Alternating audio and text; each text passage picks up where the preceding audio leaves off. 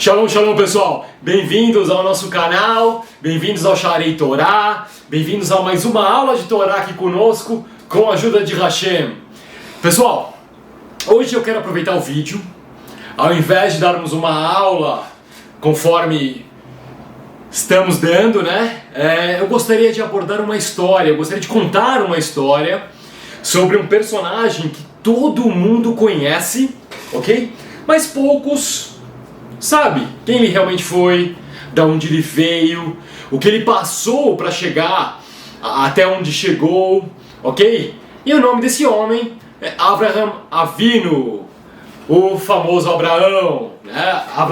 Avraham ben Terach, como muitos o chamam. Pessoal, todo mundo conhece a história de Abraão. Ele foi o patriarca, o primeiro patriarca de Israel.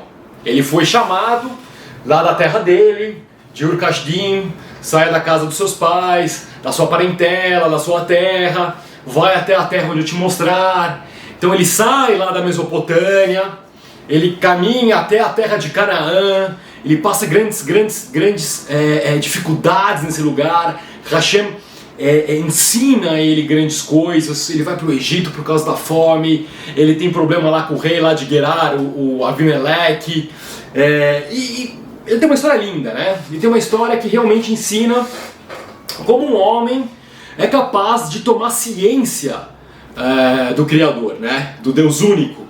E é uma coisa muito profunda a história dele, que é contada basicamente nas Parashot Lech Lecha e Vayera, que é a terceira e a quarta Parashá do livro de Gênesis, e ensina grandes mistérios, tá? Mas a minha intenção hoje é contar um pouco sobre quem foi Abraham, né? Porque quando a Torá começa a falar dele, ele já tinha 75 anos de idade e ele não estava mais na terra onde ele nasceu. Ele nasceu em Ur Kasdim, ok? E quando Hashem chama ele já morava numa cidade chamada Haran. Então, ele já estava fora da terra dele, ele já estava com 75 anos de idade, já estava casado. E o que aconteceu antes disso? De onde ele veio, de onde ele surgiu? Como é que ele teve o bom senso de compreender o chamado de Hashem? Como é que ele sabia, ok, eu vou seguir, mas como é que ele entendeu que não era um falso Deus, ou era algo da mente dele, ou era um lapso de loucura? Como é que ele chegou ao ponto? O que ele passou na vida que levou ele a entender o chamado de Hashem? E tem mais. Por que a Torá fala que ele é de Ur Kasdim e os relatos dele começam quando ele já está em Haran? Né? São coisas, são fatos curiosos da Torá, que a Torá não conta explicitamente, mas que existem diversos midrashim, como por exemplo o Rabá, o Tanhumá, o Pirkei de Rabi Eliezer, também o Talmud e diversas outras obras que contam com precisão, inclusive Flávio Joséfos, o maior historiador judeu da história, que conta com precisão exatamente o que Abraham passou, né? Da onde veio, o que aconteceu na vida dele. E é baseado nesses relatos que eu vou contar uma história para vocês, ok? Bom, existia um homem lá na Mesopotâmia, na terra de Ur Kasdim, onde hoje é o Iraque, que se chamava Terach, ok? E Terach, ele tinha sua família, ele era casado, já tinha um filho, e quando ele chegou aos 70 anos de idade, Terach teve um outro filho, teve o segundo filho, e o chamou de Avram, ok? Nessa época, Abraham era só Avram, não tinha ainda recebido a mudança de nome que ele vem receber posteriormente. Então, ele tem um filho e o chama de Avraham ben Terach, ok? E nesta época, foi nesse mesmo ano, nossos sábios contam que Terach, ele tinha uma profissão, ele era artesão, e nesse mesmo ano que ele teve Avram, ele recebeu uma promoção. Ele foi chamado para ser chefe um dos militares, um dos chefes do exército do rei Nimrod, ok? Que é neto de Cão em português, se eu não me engano, um dos filhos de Noah, certo? Então, Terah já estava ficando bem de vida, ele era artesão, tinha os negócios dele, a loja dele, recebeu um cargo agora na corte imperial, e ele é um homem que começou a prosperar financeiramente, e tinha lá sua mulher, seus filhos, sua casa, muito bem. E quando tinha 70 anos de idade, teve o seu segundo filho, Avram. Ele muito feliz falou, olha, vou fazer um banquete para os meus amigos lá do palácio, vou convidar lá os outros ministros, os grandes sábios que servem a Nimrod. Fez lá, matou lá o bicho dele, fizeram o sacrifício, e foram os sábios lá, comeram, festejaram, beberam. E no final da noite, esses sábios, né, assim, esses adivinhas, esses homens que entendiam a leitura dos céus, saíram da casa de Terah e olharam para cima e viram uma situação muito, muito inusitada. Viram uma estrela bem forte, bem iluminada, passando pelos céus. E essa estrela, ela passa por outras 4 pequenas estrelas. E essas 4 estrelas foram se apagando conforme essas se passavam, né? Então, como se a estrela maior, a estrela cadente, ela engoliu as outras 4 estrelas. Ok, isso incomodou muito esses homens. Eles se questionavam, puxa, o que está acontecendo? O que significa isso, né? Voltaram para o palácio do rei Nimrod, passaram a noite inteira, se reuniram durante essa noite e debateram, puxa, como é que nós devemos compreender isso, né? O que seria essa estrela maior que engole as outras estrelas? E chegaram à conclusão que um homem se levantaria e esse homem subjugaria outros 4 grandes reis, ok? Algo que realmente acontece mais pra frente, lá no capítulo 14 de Gênesis, onde Abraham sozinho ganha a guerra lá contra 4 reis, ok? Sendo que um desses reis é Nimrod, ok? Ok, então eles ficam impressionados e esperam chegar a manhã seguinte. Eles se apresentam perante o rei Nimrod e expõem o fato pro rei. Falam, olha rei, é o seguinte, ontem, né, a gente foi na casa lá do seu servo Terah. Ele acabou de ter um filho, e na saída tivemos um presságio, né? Os céus nos mostraram que um grande homem se levantaria, e esse homem, ele destruiria 4 grandes impérios, 4 grandes reis, né? E como o Senhor é um grande rei na terra, provavelmente o Senhor vai ser destruído por essa pessoa que vai se levantar, né? E o interessante foi que nós tivemos esses presságios no exato momento que saímos da casa de Terah, o qual acabou de ter um filho, Avram, né? Então supomos nós que essa grande estrela é esse menino. Aconselhamos ao rei a tomar uma atitude urgente contra essa criança, né? Então, Nimrod fica muito conturbado com essa história, com toda esse presságio, essa visão futurística que os seus sábios tiveram, e ele convoca Terah para o seu palácio para conversar, né? Aí Terah, chegando lá, Nimrod vira para ele e fala o seguinte, olha Terah, é o seguinte, eu quero o seu filho, tá? E eu vou te dar todo o ouro e toda a prata que você quiser, e animais, e terras, e posses, tudo que você desejar, eu vou te dar, só que você traz seu filho pra mim, porque eu vou sacrificar ele pros deuses, né? Que um dos deuses lá mandou, ele deu uma desculpa. E Terah, ele se viu numa situação que ele não podia falar não pra Nimrod, né? Não tinha como, porque se ele falasse não, além de Nimrod matar Terah, Nimrod iria até a sua casa e pegava o filho à força. Simples assim. Bom, Terah sai bem conturbado do palácio, sai bem preocupado, né? O que eu vou fazer, o que eu não vou fazer. E voltando para casa, Hashem dá uma ideia, né, para Terah. O que nós devemos fazer? Chegando na sua propriedade, ele vê uma de suas servas amamentando uma criança, mais ou menos com a mesma idade de seu filho Avraham, né? Então ele chega até essa serva, ele toma o filho da serva e ele leva essa criança recém-nascida até Nimrod e o entrega como sendo seu filho. Fala, olha Nimrod, olha rei, aqui é Abraão, meu filho, estou te entregando, como o senhor pediu, e Nimrod pagou ele, sacrificou a criança, e tudo bem. Só que Terah sabia que ele não poderia ficar com Nimrod em casa. Por quê? porque ele recebia ministro, ele recebia outras pessoas, ele era uma pessoa de cargo importante naquela determinada época. E ele saberia que com certeza se alguém passasse na sua casa, alguém visse e tal, ou a sua mulher saindo de casa com a criança, alguém viria e relataria ao rei, falou, olha, você matou uma criança, mas está lá, Terah com uma outra criança, quem será, né? E Terah, ele senta com a família dele, começa a tentar resolver o que a gente faz com a criança, como é que a gente faz para esconder.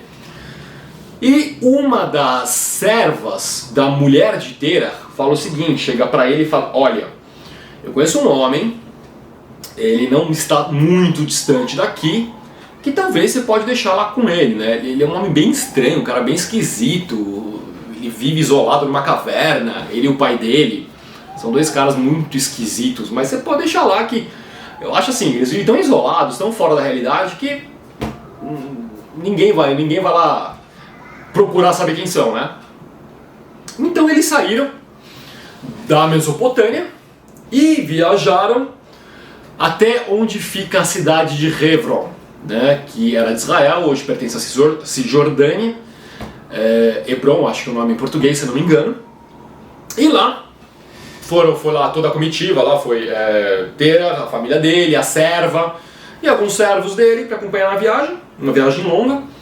E quando chegaram lá, avistaram a caverna, que a mulher falou, olha, essa aqui é a caverna, tem que ir lá bater na porta e vamos ver o que acontece, né? E foram até lá e encontraram um homem na caverna. Encontraram lá um homem e um outro senhor de mais certa idade no canto da caverna, quieto. E Terah sentou com esse homem, com esse sujeito, e começou a conversar, começou a expor a ele a história. Falou, olha, é o seguinte, eu sou lá ministro da guarda imperial do Reino Nimrod, e eu tive um problema, eles querem matar meu filho porque teve um presságio e tal, eu queria saber se eu posso deixar meu filho aqui até que eles esqueçam essa história e ele possa voltar com segurança, né? E esse homem falou, não, tudo bem, claro, deixa aqui, mora com a gente cria ele, a gente ensina ele o que tem para ensinar.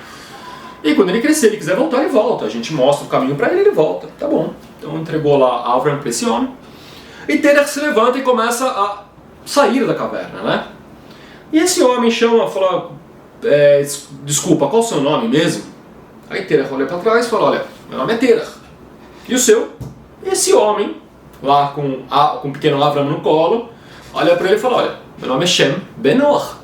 E esse aqui é meu pai, Noach. Ou seja, Terah acabou de entregar Abraão nas mãos de Noach e do filho dele Shem. Olha só, que coisa interessante, para dizer o mínimo. E Terah vai embora, e Abraão, ele é criado e educado pelo próprio Shem e por Noach, seu pai. E o que esses dois homens ensinaram a Abraão? Aquilo que eles conheciam, que era Hashem, os caminhos divinos, o Avodat Hashem, a Torá que eles conheciam de Hashem. Tudo aquilo que eles aprenderam na época pré-dilúvio, tudo que eles aprenderam com Hashem durante o dilúvio, os dias na arca, tudo aquela revelação que Hashem deu a esses dois homens, foi tudo passado a Abraão. Foi tudo ensinado a Abraão. A Torá que foi entregue a Enoch, a Hanoch, antes de ser levado aos céus, Enoque, a Metushalei, avô de Noah, depois a Noah, depois a Shem, agora estava sendo tudo ensinado diretamente a Abraão. Olha só, como são os caminhos de Hashem. E Abraão mora com esses homens durante 40 anos. Abraão estuda a Torá durante 40 anos de sua vida. E é curioso que durante esse tempo existem diversos casos que o Midrash nos conta que aconteceu.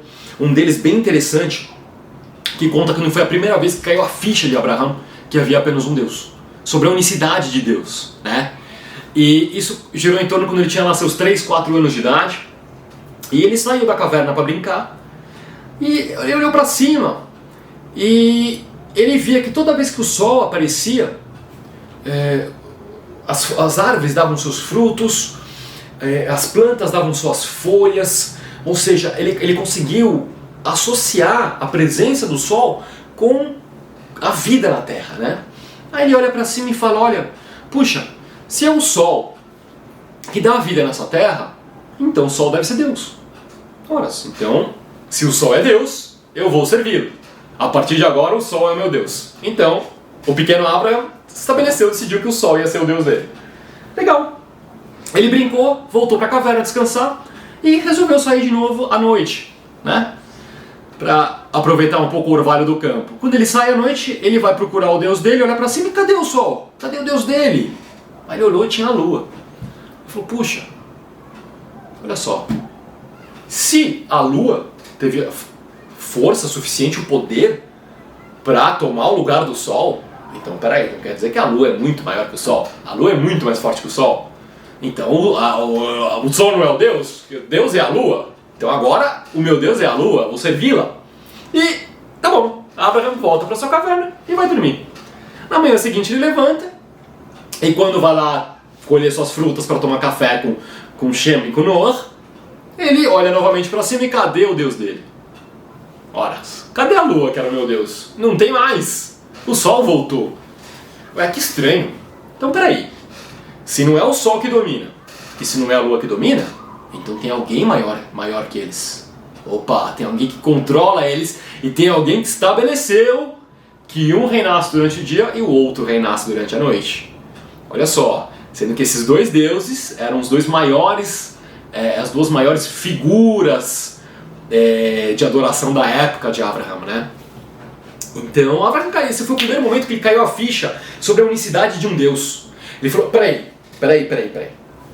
São dois deuses, mas peraí, para que existam dois deuses e eles não se matem, não briguem, então tem que existir alguém que controle isso. Então ele foi chegando no topo da pirâmide, ele subiu, ele percebeu que lá na pirâmide, lá em cima, no topinho, não pode ter dois. Não pode ter dois bicos, só pode ter um. Só pode ter um, e tudo parte de um.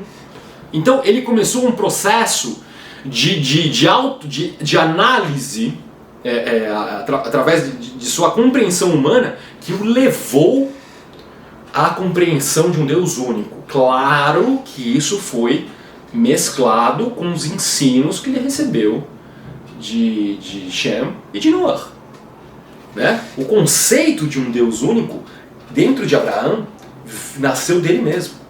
Agora o ensino sobre esse Deus veio de Shem, ok? Veio de Noah. Isso é bem profundo a gente entender. Ok, então Abraão viveu mais anos e anos com Shem, com Noah, aprendeu a Torá deles, aprendeu os caminhos de Hashem, aprendeu a como focar toda a razão que ele desenvolveu sobre um Deus único, no lugar certo, e aos 40 anos de idade ele resolve voltar para sua terra, né? Então ele vai lá, pega a sua trouxa e tal, e parte de volta para Ur-Kasdim, lá na Mesopotâmia, lá no Iraque. E ele chega lá na casa dos seus pais, os pais dele ficam felizes, o rei Nimrod já tinha esquecido daquela história, os ministros boa parte deles já tinham morrido. Então assim, já o Abraão já não existia mais na memória de ninguém, fora de seus pais. Então ele chega, fica tudo feliz e tal, o pai dele vai mostrar como ele teve sucesso na vida, que ele já era um dos grandes ministros de Nimrod, ele já tinha aberto a própria loja de artesanato dele, já tinha um monte de cliente, um monte de dinheiro, casa enorme e tal. E, Abraão fica feliz, pai, legal, bacana. E a Terra vira pra ele, Abraão, agora já que você voltou, não tem muito o que fazer, cuida aqui da lojinha, né? A gente tem uma lojinha aqui dos ídolos que eu fabrico em casa, e você pode vender, né? A gente fabrica aqui todos os ídolos, todos os nossos deuses, eu esculpo todos eles, e o pessoal vem comprar aqui na lojinha, né? Junto com umas velas e tal. Abraão, tá bom, eu fico aí. Aí o Midrash conta que Abraão passava o dia inteiro sentado lá na loja do pai, cheio de ídolo, né? Cheio de tudo aquilo que o pai dele fazia, aquele monte de idolatria. E as pessoas vinham até ele. E toda vez que vinham comprar um ídolo, tipo, Abraão, ele contava uma piadinha, ele dava uma tiradinha, sabe? Tem um caso que chegou uma senhora bem velhinha, para comprar falou, quero comprar esse ídolo aqui e tal. E Abraão falou, mas por quê? Por que você quer esse ídolo? Não, porque esse ídolo é meu Deus, tal, vou prestar culto. Aí Abraão falou, nossa, mas que engraçado, né? quantos anos a senhora tem? A mulher, tem 90, 100 anos. Falou, puxa, esse ídolo aqui tem, acho que não tem nem 100 dias, né? Como é que você vai adorar uma imagem que não tem não é tão antiga quanto a senhora, né? E o Midrash conta que as pessoas saem da loja dele meio que envergonhadas, meio que, poxa, meio que tem razão, mas não quer assumir. E isso foi dando um pouco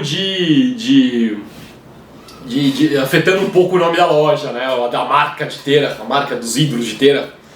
E Terach, ao saber disso, não gosta, claro, pede para Abraham sair de lá e fala, olha, faz o seguinte, não precisa mais, fica em casa, fica aí, né? Faz nada, depois arruma um emprego depois e tal. E Abraham começa a passar muito tempo em casa, né? E em um desses momentos ele abre lá o estúdio do pai dele e ele vê lá os grandes, né, os grandes deuses da época da Mesopotâmia, né? Eram 12 grandes ídolos, 12 grandes estátuas, e ele olha, e ele sai de lá, né, e o pai dele tá com uma reunião com os ministros no pátio da casa deles. Então Abraão se aproxima do pai dele, dos ministros, e fala, pai, é o seguinte, eu tava lá dentro, lá do teu estúdio, teu escritório, e eu queria saber uma coisa, qual deles é o maior, né, qual que é o, poxa, tem tantos, são 12, um para cada mês do ano, como é que eu faço para saber qual que é o maior, qual que... Ah não, filho, vem cá, o pai levou tudo empolgado, levou tal, filho, aqui ó, levou lá no estúdio e tal, falou, esse aqui é o maior, esse do meio, esse aqui é o grande, esse aqui é o mais poderoso de todos, e aí Tera se aproxima, se beija os pés da estátua, se prostra perante a estátua, e Abraão só observando, tá bom, e vai embora tal, e ali todo dia Abraão entrava naquele local, naquele recinto, e ele observava os deuses, ficava ali olhando as estátuas que o próprio pai criou, e ficava lá. Até que um dado dia, ele chega pra mãe dele e fala, olha mãe, é o seguinte, vou te pedir uma gentileza, pega um bezerro bem gordo, eu vou matar um bezerro bem gordo e vou trazer pra você, e você prepara uma oferta, um banquete, para que eu possa levar lá dentro e oferecer pros deuses, né, lá no escritório do pai, né. Aí a mãe dele toda empolgada, não filho, pode deixar, vou fazer e tal. Então ele vai lá, mata o bicho, leva pra mãe, a mãe prepara, põe aquele monte de flor, aquele monte de coisa idólatra, né, cheio de vela. Aí Abraão pega, põe lá no meio dos 12, né, das 12, eu fico imaginando as estátuas assim em formato circular, né, então ele põe lá no meio das estátuas e fica observando e nada, e fica observando e nada, e fica observando e nada, e fala, pô, esses deuses acho que não gostaram do que eu preparei, né? Tá bom. Aí Abraão vai embora, dorme, e no dia seguinte ele volta, tá lá a comida dele ainda. Poxa, os deuses, acho que eles não gostaram. Acho que eles não gostaram da carne, eu vou fazer diferente, eu acho que eles são vegetarianos. Vou fazer uma oferta vegetariana para eles. Então Abraão vai lá, pega leva embora, pega um monte de grãos da terra, de fruta, de tudo que ele acha, monta uma grande oferta, põe lá no meio assim, começa a olhar e nada. Puxa, nada. Pô, acho que os caras não gostam. Aí ele se irrita. Quer saber, esses deuses aí são uns safados. Ele sai, volta com um porrete na mão de madrugada, né? E pai, começa a quebrar, começa a bater, quebra todos exceto um. Ele quebra todos, quebra 11 estátuas, exceto uma. Aquela que seu pai falou que era maior. Nesse, Abraão pega o martelo e encaixa na mão dela. E, claro, fez um enorme barulho, acordou a casa inteira, o pai de Abraão acorda assustado, sai correndo, entra lá, ele olha assim, tudo quebrado, né? Só uma estátua de pé. Uau, aquele Deus o maior de todos, segurando lá o porrete. Aí o pai dele olha e fala, meu Deus, o que aconteceu aqui? O que aconteceu? E Abraão lá no meio, assim, parado, né? Todo suado. Fala, não pai, sabe o que foi? Tá vendo essa oferta aqui? Eu trouxe pra eles, né? Trouxe aqui pra ofertar. Só que eu calculei mal, eu trouxe pouco. Aí eles começaram a pegar, um queria pegar do outro, começaram a pegar do outro, e eles começaram a brigar, até que esse maior aqui pegou esse martelo e começou a bater em todo mundo e quebrou todo mundo. Olha que coisa. Aí Tera olha pra Abraão e fala, depois de velho deu pra mentir pra mim? Pô, você não vê que isso aqui é madeira e pedra? Isso aqui fui eu que fiz. Como é que você... Da onde... Eles não têm poder para pegar um martelo e quebrar. Eles não têm poder eles não têm boca para comer a comida. Eles não têm mão para pegar a comida, Abraão. Pô, o que você deu de mentir agora pra mim? Aí Abraão olha pro seu pai e fala, olha pai, que seus ouvidos ouçam o que a sua boca está dizendo. Olha só, olha que profundo o que está acontecendo, né? E Tera fica doido da vida e tal.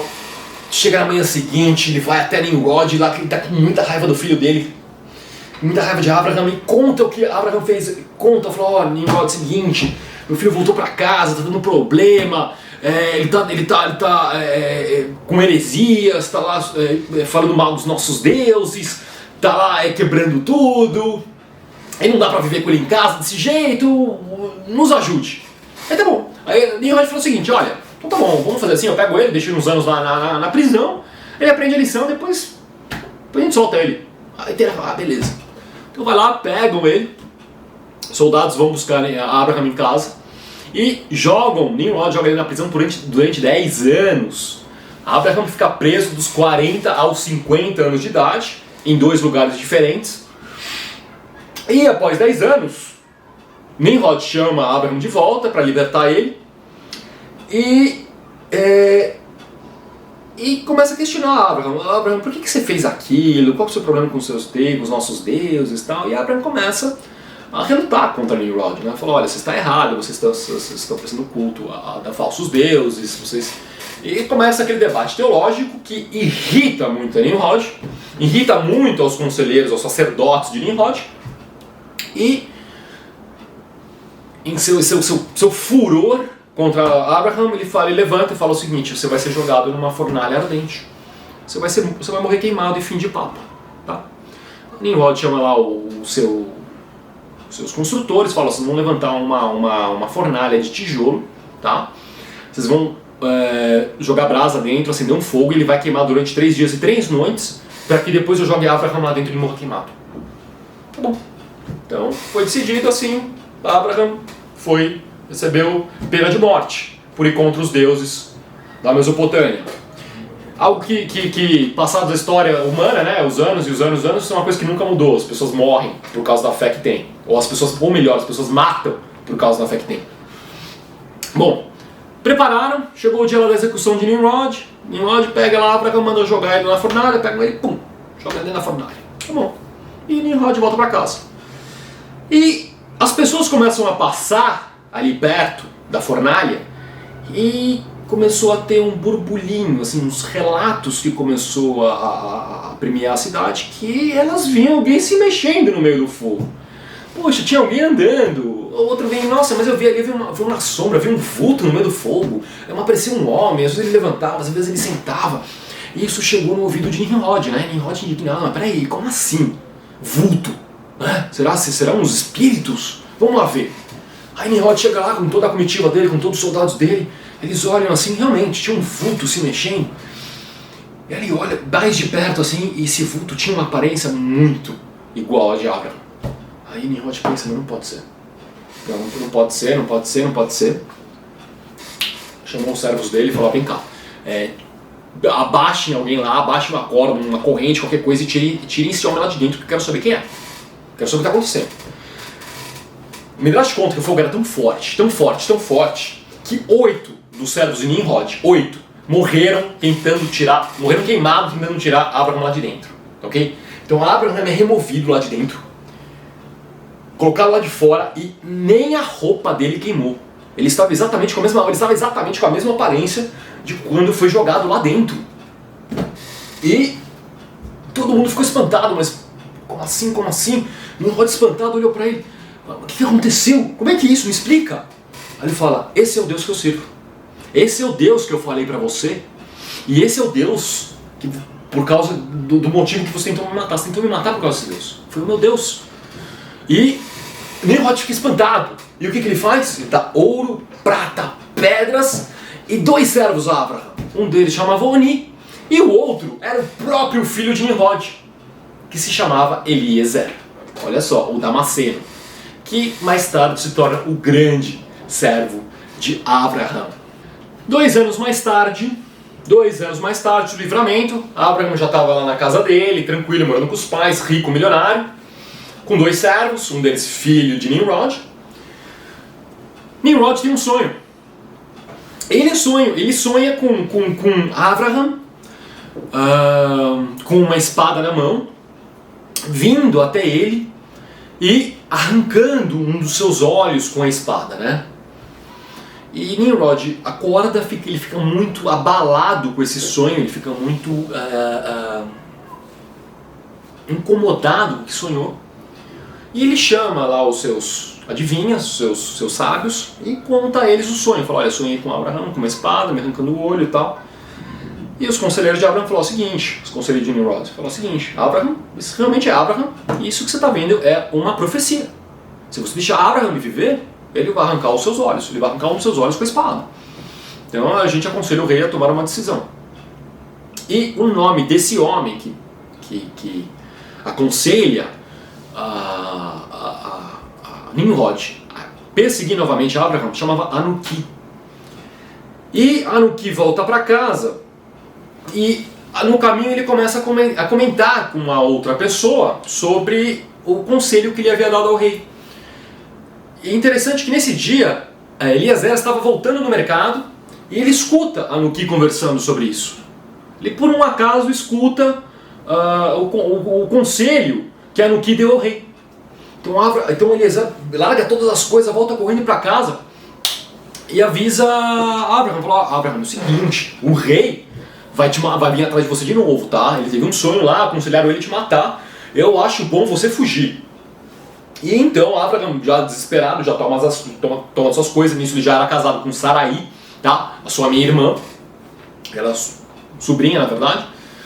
E pega lá Ló junto e Tera e fala: olha, é o seguinte, pessoal, eu preciso fugir, ok? E vocês vêm comigo ou não? Né? Então o Tera já velho falou: quer saber, eu vou. O Ló também falou: eu vou. E todo mundo nesse mesmo dia sai em direção à terra de Canaã, porque o destino de Abraham neste momento era Shem e Noah. Abraham queria voltar a habitar na terra de Hebron, próximo do local onde esses dois ensinavam a Torá. Mas no caminho eles param em uma cidade chamada Harã, ok? E por algum motivo que a Torá não nos conta, eles resolvem ficar nessa cidade. E eles deixam para depois, né, a ida a Canaã. E por os próximos 23 anos da vida de Abraham, ele habita nesse local, ok? Até que, em um determinado momento, Hashem aparece para ele e lhe diz: Lech Lecha, parta daqui, saia da sua terra, da casa dos seus pais, da sua parentela, tal, e vá para a terra de onde te mostrar. E aí começa o relato que está escrito lá em Gênesis capítulo 12, versículo 1, que conta a história que todos nós conhecemos, ok? Então, essa é uma história bem interessante porque ela nos ajuda a entender alguns mistérios, tá? Por exemplo, como chegar à compreensão da unicidade de Hashem, certo? Ok, você pode estudar a Torá e compreender a unicidade de Hashem, mas esse conceito ele só entra realmente na alma de forma profunda quando ele é obtido através da análise que nós fazemos do nosso redor, né? Claro, Shem e Noah ensinaram a Abraham sobre um Deus único. Olha, Deus é um, Deus é um, Deus é um. Mas essa concepção só entrou dentro de Abraham quando ele sozinho, através da sua análise deste mundo, conseguiu captar o que é um único Deus, ok? Isso é uma coisa, uma história bem interessante para se analisar, porque nós hoje aqui no Brasil estamos dentro de uma sociedade formada por uma mentalidade infelizmente idólatra, né? E mesmo que muitos sigam a um Deus, a formação é idólatra. Então, além de estudar a unicidade divina de Deus, é muito importante que nós começamos a compreender essa unicidade através da nossa percepção de mundo, ok? Mas uma percepção humana de mundo, ela não é suficiente. Você precisa de um conhecimento, um nível melhor espiritual, de percepção de mundo para que nós possamos compreender coisas espirituais através da análise terrena. Ou seja, é um cachorro dando a volta do próprio rabo. Você estuda a Torá para saber que Deus é único. Porém, com a Torá, você muda a sua percepção de vida. E essa nova percepção vai te levar, através de análises racionais, a entender que Deus é único. Então, é uma coisa fantástica, né? E, pessoal, fiquei muito empolgado em montar esse estudo e poder contar essa história de Abraham, que muitos não conhecem. Bezrat Hashem, com a ajuda de Hashem, se Hashem quiser, vou trazer mais histórias dos Midrashim pra gente. E galera, vou pedir aí, para quem gosta do canal, quem quiser dar um suporte grande pro Sharei Torá, dá um joinha, clica no sininho aí para receber os avisos de novos vídeos, se inscreve no canal, tá bom? E é isso aí, galera. Shalom lekulam, até o próximo vídeo, valeu!